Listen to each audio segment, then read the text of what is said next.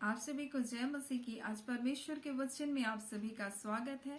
परमेश्वर पिता आज अपने वचनों के द्वारा आप सबको बहुत ऐसी आशीष को दे, वे बोले और बातचीत करे।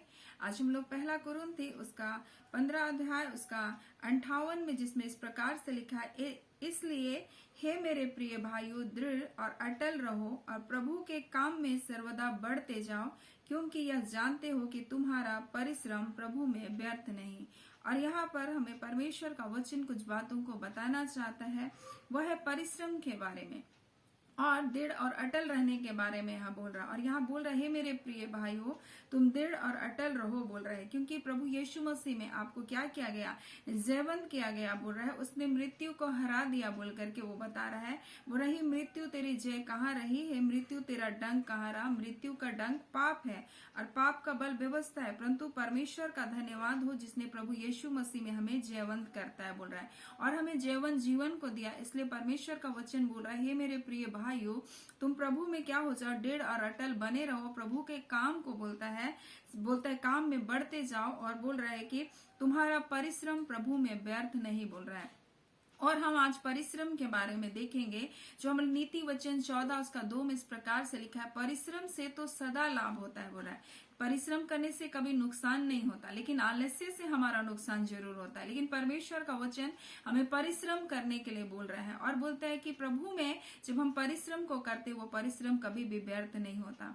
और पारिवारिक जीवन में जब हम अपने परिवार में जब हम काम काज को करते हैं, तो कई बार स्त्रियां चिड़चिड़ी हो जाती है कि सोचती है कि सब कुछ मुझको ही करना पड़ता है। हम लोग मरियम मार्था के जीवन से देख सकते हैं कि मरियम क्या होती है, प्रभु के चरणों के पास बैठी रहती है, परंतु मार्था जब घर के काम काज को करती है तो कुड़कुड़ाती है, बोलती प्रभु मरियम को भेज, बोल रहे मैं अकेले क्या कर रही हूँ, परिश्रम कर रही हूँ बोल के, मैं अकेले सारा मेहनत कर रही हूँ बोल करके। और इस प्रकार से हम लोग देखते हैं कि वह मार्था एकदम चिड़चिड़ा हो जाती है। ऐसे ही परिवार में भी जब काम काज हमें मिलता है तब हमें क्या करते हैं, हम चिड़चिड़े हो जाते हैं। लेकिन हमको क्या करना है, हमको प्रभु की बात सुनना है। और प्रभु हमको परिवार की जब जिम्मेदारी दिया है तो हमको प्रभु में हो करके उन सब कार्य को आनंद के साथ करना है।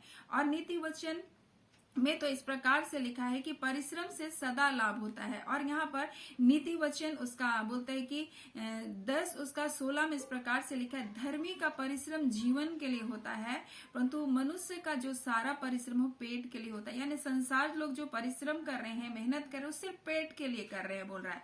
लेकिन जो लोग धर्मी लोग हैं, जो परमेश्वर के लोग हैं, उनका परिश्रम जीवन के लिए होता है। और यहाँ पर नीति वचन में हम लोग अगर देखेंगे तो एक बुद्धिमान स्त्री के बारे में दिया है, जिसमें नीति वचन 31 उसका 27 में जो दिया है, बोला है वो अपने घराने के चाल चलन को ध्यान से देखती है और अपनी रोटी बिना परिश्रम के नहीं खाती।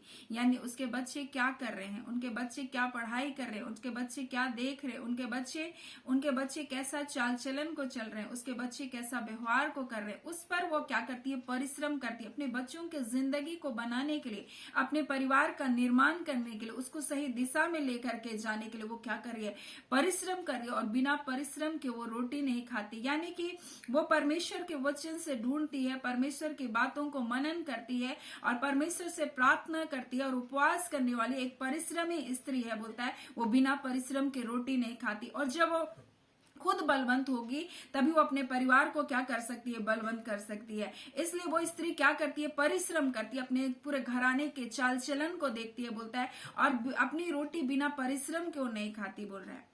और वो स्त्री क्या कर रही है, अपने परिवार को ध्यान धर कर देख रही है कि मेरे बच्चे किस प्रकार से अपने जीवन को जी रहे हैं, किस प्रकार से वो पढ़ाई, मतलब इस बात पर वो स्त्री क्या कर रही है, परिश्रम कर रही है। वैसे पुरुष को भी यहाँ पर बोल रहा है कि प्रभु के काम में सर्वदा बढ़ते जाओ और ये जानते हो कि तुम्हारा परिश्रम प्रभु में व्यर्थ नहीं। यानी कि एक परिवार की जिम्मेदारी सिर्फ पत्नी को नहीं परंतु पति को भी दिया, और दोनों को अपने परिवार को क्या करना है, निर्माण करना है। अपने परिवार को सिर्फ पेट के लिए नहीं, संसार का तो सारा परिश्रम पेट के लिए है बोल रहा है, मनुष्य सारा परिश्रम पेट के लिए करता है, परंतु बोलता है धर्मी का परिश्रम जीवन के लिए होता है। यानी कि हमें परिश्रम करना है तो किन बातों के लिए, हमें जीवन के लिए परिश्रम करना है कि हमारे बच्चे जीवन के मार्ग में चल रहे कि नहीं, हमारे बच्चे आज्ञाकारिता के मार्ग में चल रहे कि नहीं। नहीं तो हमारे बच्चे भी औरों के जैसा क्या करेंगे, वो झूठ बोलेंगे, वो पाप करेंगे, वो बुराई करेंगे। तो यहाँ पर ये बात को बता रहा है कि हमारा परिश्रम जीवन के लिए होना चाहिए।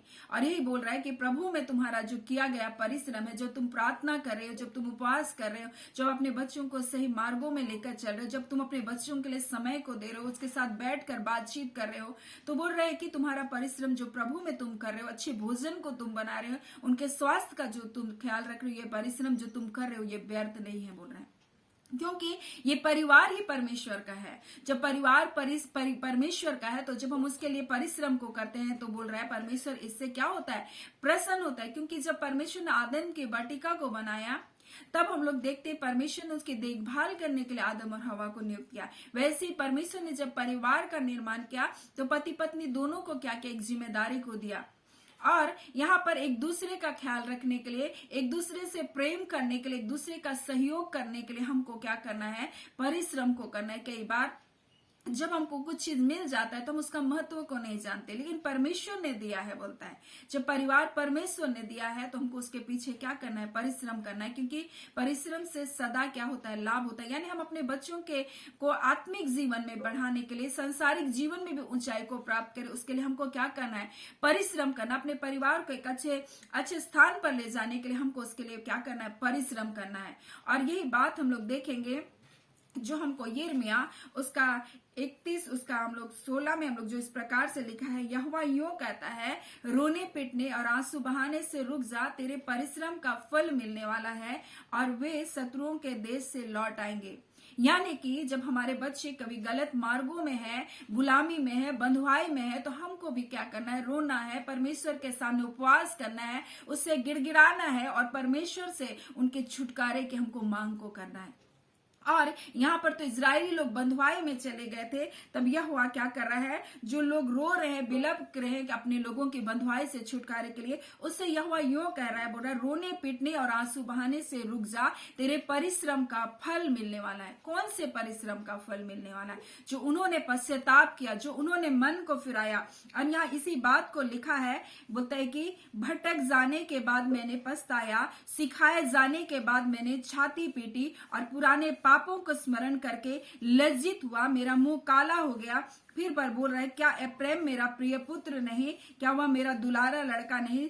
और जब जब मैंने उसके विरुद्ध बातें करता हूं, तब तब मुझे उसका स्मरण होता है, इसलिए मेरा मन उसके कारण भर आता है। मैं निश्चय उस पर दया करूंगा, यहोवा की यह वाणी है। यानी कि यहाँ पर परमेश्वर उनके पापों के कारण, उनके गलत आदतों के कारण क्या कर रहा है, उनको परमेश्वर क्या क्या दंड को दिया था, उनको गुलामी में भेज दिया था। परंतु जब ये लोग पश्चाताप कर रहे हैं, जब ये लोग मन को फिरा रहे हैं, तब परमेश्वर यहाँ पर बोल रहा है कि अब रोने और पीटने से रुक जा, बोल रहा है। परमेश्वर तुमसे स्वयं इतना प्रेम करता है, बोल रहा है मेरा मन उनके लिए क्या करता है, भर जाता है। बोलते जब जब मैं तुमको स्मरण करता हूँ, मेरा दिल तुम्हारे लिए क्या होता है, भर जाता है। मैं नहीं चाहता था कि तुम इन तकलीफों में जाओ, लेकिन तुम्हारे पाप के कारण तुम इन गुलामी, इन पापों में चले गए। परंतु अब जब तुम रो रहे हो, जब तुम पीट रहे हो, जब तुम उपवास कर रहे हो, मेरे सामने गिड़गिड़ा रहे हो, तो परमेश्वर बोल रहा है तेरे परिश्रम का फल तुझको क्या कर रहा है, मिलने वाला है। वे शत्रुओं के देश से क्या करेंगे, लौट आएंगे। और आज परमेश्वर यही अपने वचनों के द्वारा आपसे कहना चाहता है, आपके लोग जो गुलामी में है, जो बंधुआई में, जो पापों में, जो अंधकार के बंधनों में आज जकड़े, आप जो उपवास कर रहे, जो प्रार्थना कर रहे, आप जो गिड़गिड़ा रहे, परमेश्वर आप से कह रहा है कि आपके परिश्रम का फल परमेश्वर आज देने वाला है। और वो लोग तो शत्रुओं के कब्जे से आज छूट करके वो क्या करेंगे, आजाद होंगे। और यीशु मसीह जब मंदिर में था और प्रभु यीशु ने जब देखा एक कुबड़ी स्त्री को, तो बोला क्या इस्राएल की बेटी आज के दिन वो बंधुआई में रहेगी, बोल के। और आज तो वो विश्राम का दिन है, और 6 दिन तो यीशु परमेश्वर ने कहा तुम 6 दिन तो अपने हाथों के काम से काम काज करके परिश्रम करना, परंतु 7वां दिन तुम्हारे लिए विश्राम का दिन होगा। और ये 7वां दिन परमेश्वर आपके लिए छुटकारे का दिन को ठहराया। आप जब उपवास करें, आप प्रार्थना करें, आप अपने लोगों के लिए जब गिड़गिड़ा रहे, अपने परिवार के छुटकारे के लिए, चाहे वो किसी भी परिस्थिति से, परमेश्वर बोल रहा अब रोने और पीटने से तू क्या कर जा, थम जा, बोल रहा क्योंकि तेरे परिश्रम का फल तुझको मिलने वाला है। और इसलिए परमेश्वर आज हमसे कहना चाहता है कि धर्मी का परिश्रम तो जीवन के लिए है, बोल रहा है, और प्रभु में किया गया परिश्रम कभी भी व्यर्थ नहीं जाता, बोल रहा है। लेकिन आज अगर केवल हम शरीर के लिए परिश्रम कर रहे हैं तो हम एक दिन अपने परिवार को क्या करेंगे, नाश की ओर लेकर के जाएंगे। सो परमेश्वर आज अपने वचन के द्वारा हमें बता रहा है कि प्रभु में आपका परिश्रम होना चाहिए, जीवन के लिए आपका परिश्रम होना चाहिए, आपके लोगों के उद्धार के लिए आपका परिश्रम होना चाहिए, अपने बच्चों को सही मार्ग में ले जाने के लिए आपका परिश्रम होना चाहिए। जैसे वो स्त्री अपने परिवार, अपने घराने का क्या चाल चलन को ध्यान से देखती थी, वैसे ही हमारे परिवार के लोग किस दिशा में जा रहे हैं, अगर वो गलत रास्तों में जा रहे तो हमको उनके लिए क्या करना है, परिश्रम करना है। प्रभु में किया गया परिश्रम कभी व्यर्थ नहीं जाता। आज परमेश्वर अपने वचनों के द्वारा आप सबको बहुत ऐसे आशीष को दे। आमीन। आइए हम प्रार्थना करें। धन्यवाद देते हैं जीवते सच्चे सामर्थी मेरे पिता परमेश्वर, प्रभु यीशु के नाम से प्यारे पिता, हम आपके निकटता, आपके हुजूरी में आते हैं। खुदावन प्रभु, हम आपके नाम को ऊंचा उठाते हैं प्यारे पिता परमेश्वर, आपके नाम को आदर देते हैं प्रभु जी। आप यहोवा इरे है खुदावन प्रभु, आप उपाय करने वाले परमेश्वर है पिता। हाँ पिता परमेश्वर, आप यहोवा राफा है खुदावन परमेश्वर, आप हमारे चंगा करने वाले परमेश्वर है प्रभु जी। आप एल सदाई है प्रभु जी, आप एलोहीम है परमेश्वर, आप अदुनाई है प्रभु जी। आप परमेश्वर जय छुटकारे को देते, सृष्टि का निर्माण करने वाले परमेश्वर है प्रभु जी। आप अद्भुत आश्चर्यजनक कार्य को करने वाले परमेश्वर है प्रभु। आप पिता अपने बच्चों के जीवन में ऐसे अद्भुत और सामर्थ के कार्य को प्रभु आज के दिन आप करने जा रहे प्रभु। आप पिता अपने बच्चों को बंधुआई से छुड़ा रहे प्रभु, जो अपने बच्चों के लिए रो रहे, बिलक रहे परमेश्वर, अपने परिवार के लिए प्रभु, अपने आत्मिक जीवन के लिए, अपने आर्थिक जीवन के लिए, अपने भौतिक जीवन के लिए, अपने छुटकारे के लिए जब वो प्रार्थना कर रहे प्रभु जी, आप उनके परिवार को छुटकारे को दे रहे प्रभु जी। खुदावन परमेश्वर एक बड़ी जय को आप दे रहे प्रभु, आपका धन्यवाद देते। खुदावन परमेश्वर आपके लिए कोई कार्य कठिन नहीं, आप अद्भुत और आश्चर्यजनक कार्य करते प्रभु जी, आपका धन्यवाद पिता। रोग दुख बीमारियों से प्रभु जी अपने लोगों को चंगा कीजिए प्रभु, उनके बंधनों को आपने तोड़ा, उनको आजाद किया प्रभु, आपका धन्यवाद। हर एक रिपोर्ट जो परमेश्वर रिपोर्ट करने के लिए जा रहे परमेश्वर, हर एक रिपोर्ट यीशु के नाम से नॉर्मल होने पाए प्रभु जी। खुदावन परमेश्वर कोई बीमारी के कोई सिम्टम्स प्रभु उनके शरीरों में ना पाया जाए। खुदावन परमेश्वर प्रभु जी जो हॉस्पिटल में एडमिट है प्रभु जी, आईसीयू में प्रभु जी, इसी घड़ी छू लीजिए और चंगा कीजिए, हर अधिकार के बंधन उनके जीवन से टूटे प्रभु जी, और परमेश्वर उस जगह से निकल बाहर आने पाए और आपके बड़े नाम की महिमा होने पाए। खुदावन परमेश्वर पिता प्रभु जी, आप ऐसे कार्य कर रहे प्रभु, आप टूटे परिवार को जोड़ रहे परमेश्वर पिता, आप निराश और हताश को प्रभु अपनी शांति, अपने जय, अपने आनंद से भरे प्रभु, आपका धन्यवाद करते। खुदावंद परमेश्वर प्रभु जी अपने दास दासियों के सेवकाई के लिए बहुत ऐसे इस्तेमाल करे प्रभु। हाँ खुदा, हर एक को आपने चुना परमेश्वर अपने नाम की महिमा के लिए पिता परमेश्वर, इसलिए पिता आत्मा सच्चाई से खुदा प्रभु जी आपकी सेवा करे प्रभु, और दिनों दिन परमेश्वर आप में बढ़ते चले जाए, और प्रभु में आपके कार्य में पिता परमेश्वर प्रभु जी परिश्रम करते जाए, क्योंकि परिश्रम से सदा लाभ है खुदा प्रभु। निराश न हो, हताश न हो परमेश्वर पिता, परंतु हर दिन परमेश्वर आपसे बल पाकर प्रभु जी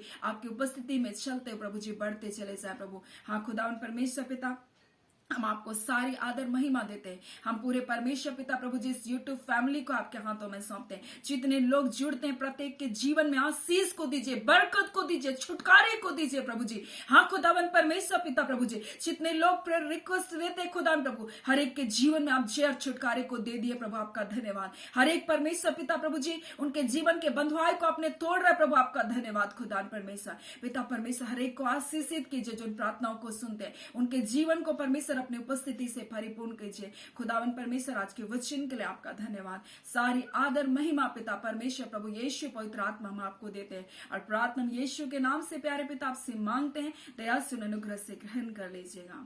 आमीन। परमेश्वर पिता आप सबको बहुत ऐसे आशीष को दे। आमीन।